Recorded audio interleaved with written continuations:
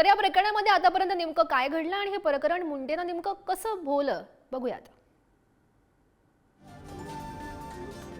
संतोष देशमुख हत्येचा सूत्रधार वाल्मिक कराड हा असल्याचं सिद्ध झालं. वाल्मिक कराड हा धनंजय मुंडे यांचा कट्टर समर्थक. वाल्मिक कराड एकेकाळचा गोपीनाथ मुंडे यांचा घरगडी. राजकीय आशीर्वादामुळे परळी आणि बीडमध्ये दहशत त्याची वाढली.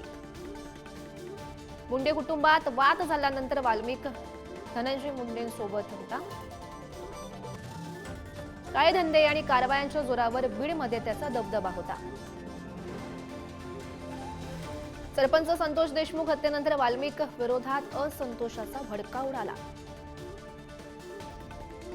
बीडमधील सर्वपक्षीय नेते वाल्मिक विरोधात एकवटले. धनंजय मुंडे यांच्या आशीर्वादानं कराडचे कारनामे सुरू असल्याचा आरोप सुद्धा केला गेला.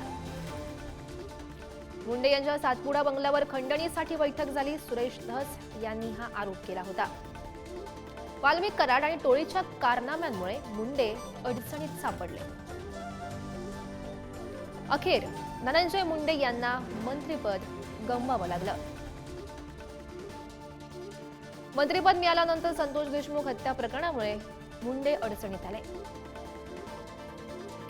2 कोटींची खंडणी देशमुख हत्या प्रकरणी मुंडेंविरोधात विरोधक सुद्धा आक्रमक झाल्याचं बघायला मिळालं. वाल्मिक कराडच्या दहशतीच्या कहाण्यांनी महाराष्ट्र हादरला. वाल्मिकच्या कारनाम्यांमुळे धनंजय मुंडे अडचणीमध्ये सापडले.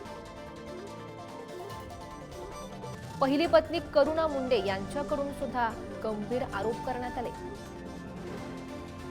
सातपुडा बंगल्यावर खंडणीसाठी बैठक झाली असा आरोप आमदार सुरेश धस यांनी केला. सामाजिक कार्यकर्त्या अंजली दमानिया यांनी सुद्धा मुंडेंविरोधात आरोप केले.